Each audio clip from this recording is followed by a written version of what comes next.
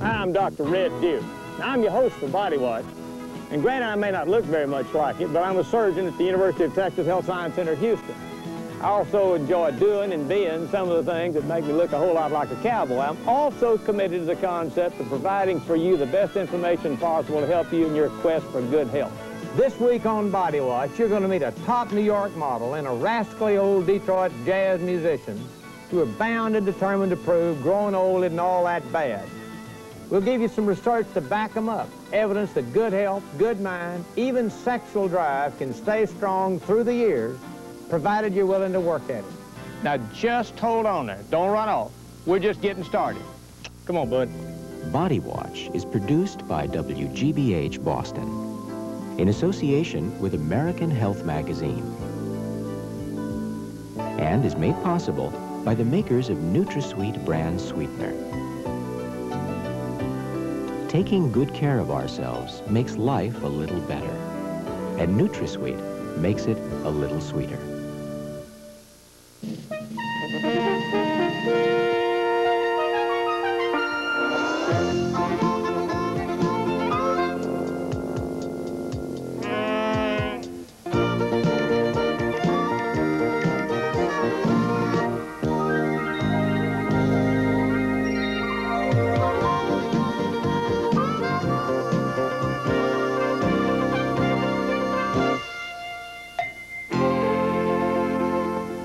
I just ran across a statistic that I'm just delighted to report to you. Namely, that in the past century, we have added 26 years to our life expectancy. Now, that's more than we added in the 5,000 preceding years. The bottom line to that fact is, you're probably going to be around a whole lot longer than any of your ancestors. But you know, there's a lot of folks start worrying about getting older and being an old fogey long before they hit their 30th birthday. People tend to paint a whole lot darker picture about aging than is exactly the case. I want to give you some examples of where they're wrong. Are there any secrets to longevity? When you're in your 20s, you feel almost immortal because men and women are at their physical peak. But in your 30s, your hearing may decline, facial lines appear. In your 40s and 50s, you may lose your hair or it turn gray. Eyes get weaker, skin starts to sag. In the 60s and 70s, your height actually decreases. Taste buds are 2/3 less active. Can we slow down, or better yet, reverse the aging process? One way folks try to slow down Father Time is through the use of cosmetic surgery. In fact, in the last 10 years, the number of people opting for cosmetic surgery has increased 15%. In the 50 to 30 age group, this increase has been 20 to 25%. People are coming to have cosmetic surgery at an earlier age, partly because they want to prevent the signs of aging from becoming apparent. They're happy with the way they look when they're 35 or 40, and they'd like to maintain that type of appearance more or less indefinitely. I decided to have plastic surgery because I would look in the mirror every day. I did not like the wrinkles I saw, so I decided to do something about it. I decided to have a facelift because I felt my body was in firm shape, but there was not a heck of a lot I could do for my face. So it was discussed with my family, a facelift, and they said, if that's what you'd like to have done, go ahead. No question, improving our looks may help us appear younger, but here in Palo Alto, California, the Stanford Center for Research and Disease Prevention is exploring ways to actually prolong physical health. Why don't you look straight ahead? The fact is, our average lifespan is greater now, 74 years compared to 50 at the turn of the century, because we've conquered many of the culprits that caused our ancestors to die sooner. Dr. David Merrin explains the changes. The leading causes of death at the turn of the century were infectious diseases, acute illnesses that shortened life. as opposed to today when the leading causes of death, the top three are heart disease, cancer, and stroke, which are diseases that often take years to develop and strike people down later in life.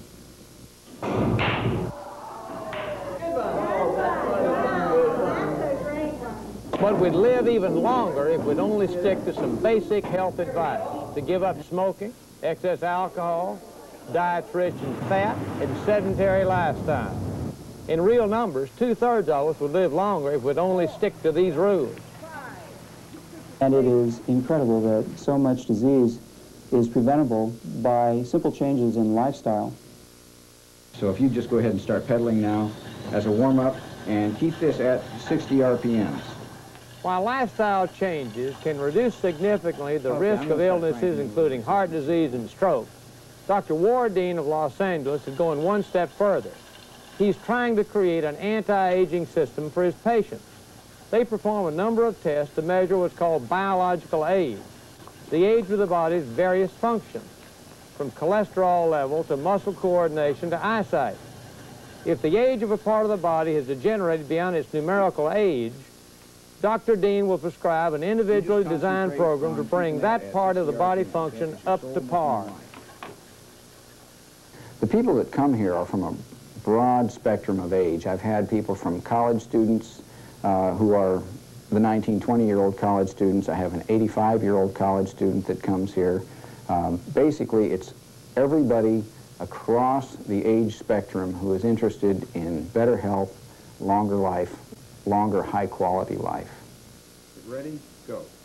And we hope that when we can determine biological age fairly accurately, that we'll be able to monitor the benefit of potential age-retarding agents. When we find people that seem to be older in a certain category, we will recommend various interventionist techniques, usually in terms of lifestyle modification, exercise, diet, nutrient, and drug therapy when it's appropriate. I don't know if we can really unlock the secrets yet. That may be a bit premature, but we are certainly knocking on some doors. Now, Dr. Dean's program is still in a preliminary phase, though it may someday become a model for the rest of the country.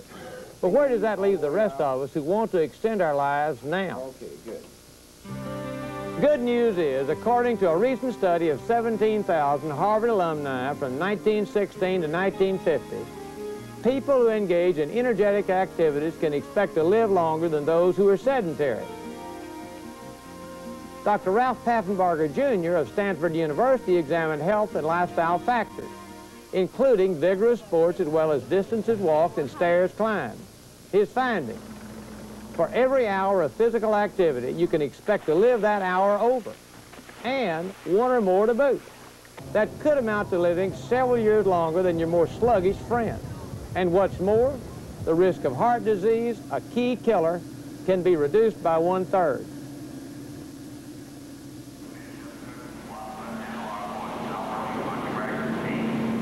John Bethel of Manchester, Massachusetts, happens to be a Harvard alum and a believer in exercise as a way of potentially extending his life. When I got to be 40 and realized I wasn't a member of the youth culture anymore, if I ever had been, I began thinking about my general health and fitness and feeling that I was really quite a sedentary person.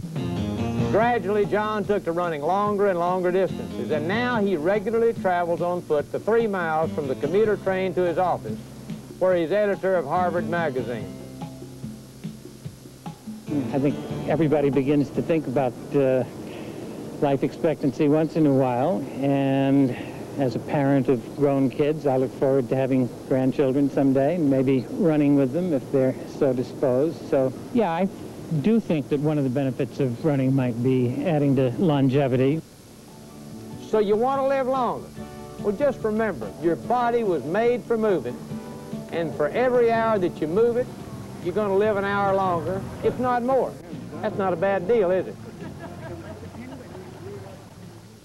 Have you ever noticed? It seems that whoever's in charge of establishing styles believes that youth is where it's all at. Just look at the store displays around you. There's just that general implication that if you're not youthful, you ain't nothing. Well, let me tell you, there's more to the story than that.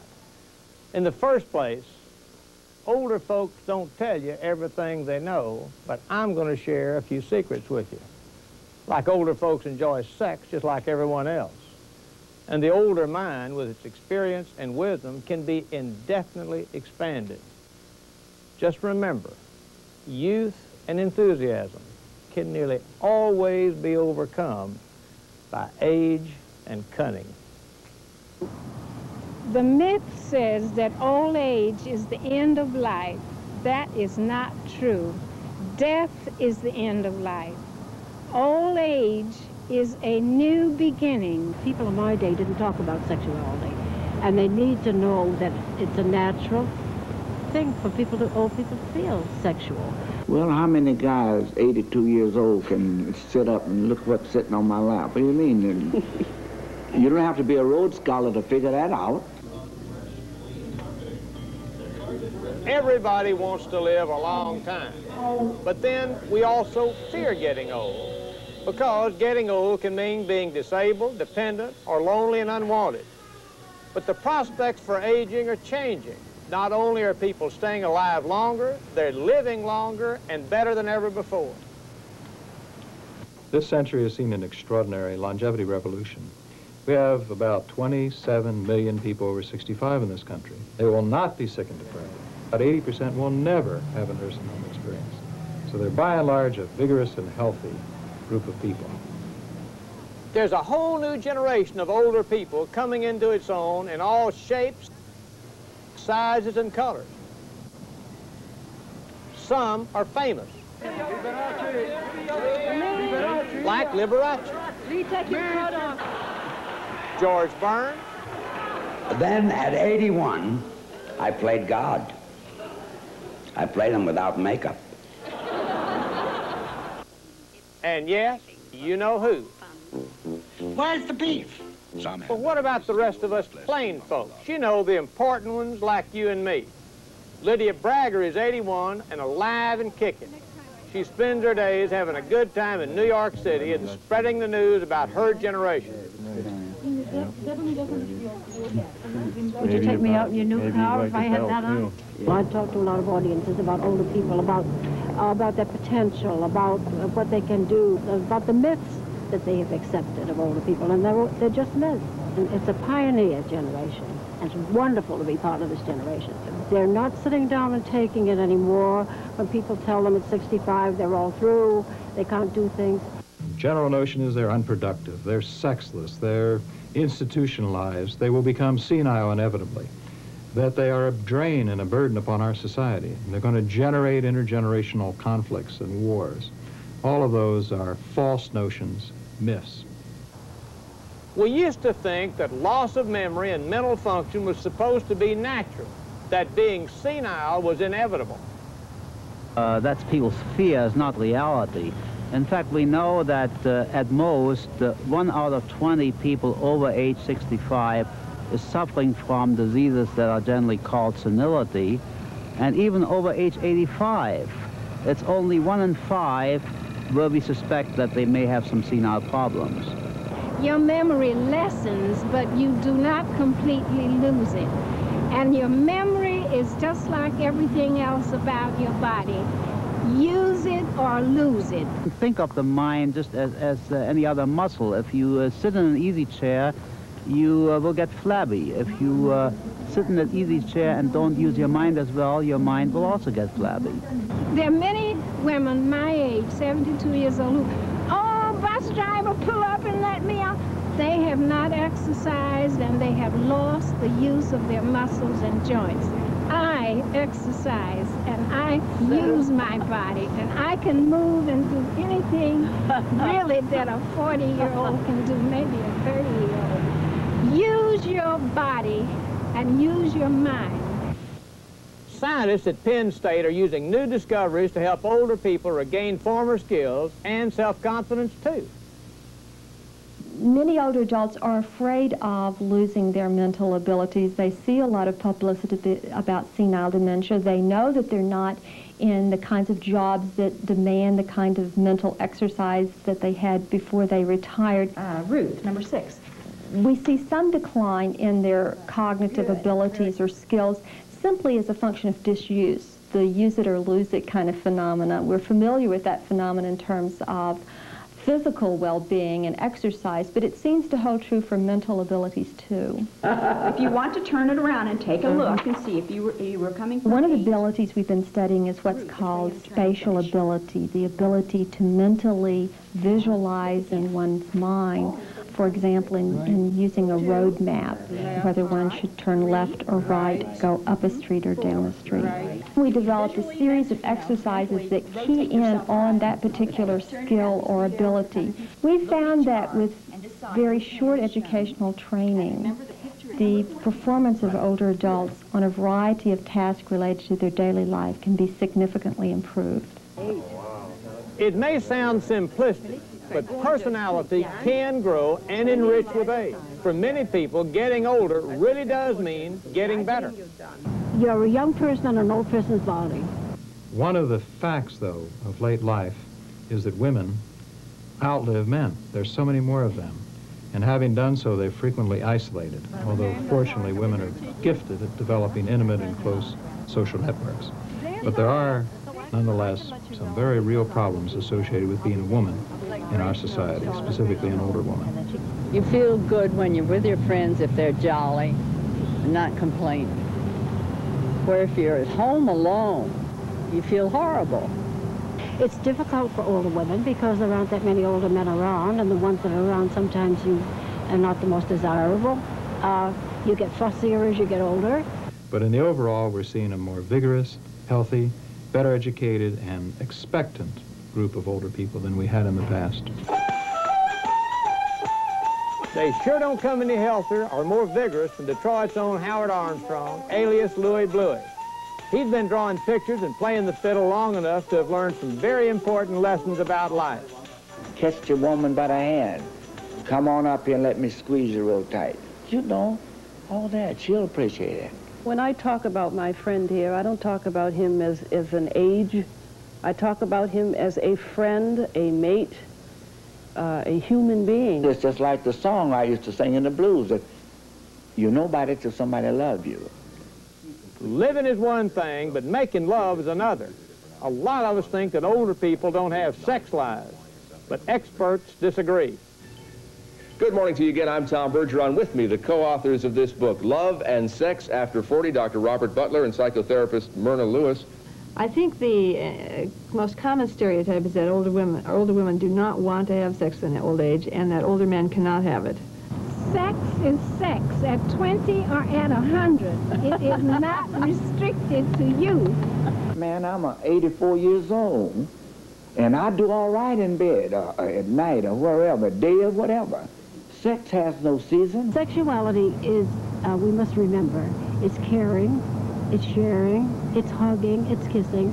It's not all genital sex. It doesn't have to be genital sex. It can be all of these caring things. If you have a good relation with somebody and you're in good health, you have a very good chance of having a good sex life. I'm going to write a book, Sex After 90. As we grow older, we become more skilled, more aware of the partner, better able to anticipate that partner's needs, more mutual, building upon personality.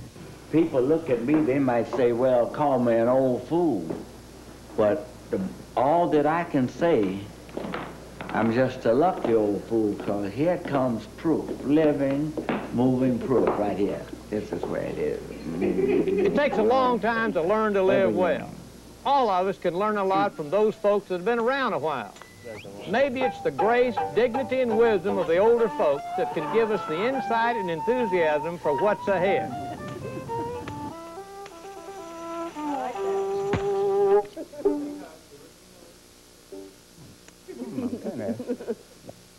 Now, if you want a fine old car to last any length of time at all, you've got to maintain it properly and put the right kind of fuel in it.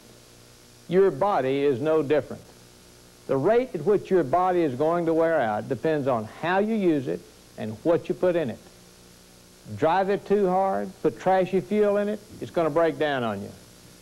But if you drive it with care and put high-quality fuel in it, it may last a century or more, at least according to our commentator, T. George Harris. Nowadays, age is not entirely wasted on our elders. You see the old folks running, playing tennis, picking each other up at health clubs. There'll be a lot more of that kind of activity before the year 2020. That's when more than half of us will be over 55. But we won't be a nation of retirees. Dr. James Fries at Stanford explains that we're extending the active work life, not just life itself. And to do that, you have to hang on to what you've got.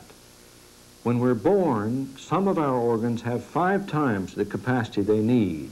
As we get older, it goes down to 4 and 3 and 2. If you smoke or drink too much or get too fat, one organ will fail early and then one after another. But if you're on a basically healthy lifestyle, there's a very good chance that they'll all come out about even. It's sort of like one-horse shay, the buggy that Oliver Wendell Holmes wrote about. Its parts were so perfectly in harmony that they went on for years and collapsed on the same day. It's not a bad way to go. And it's clear today that our productive work life goes well beyond the standard retirement age of 65. And some of us elders feel that in the later years we're doing our best work. The grandfather of one young editor at American Health aspired to be shot by a jealous husband at age 90. He didn't quite make it, but then there's still hope for the rest of us. You know, you'd think that with all the emphasis that our society places on appearance, that fashion models would have the most difficult time of anyone growing older.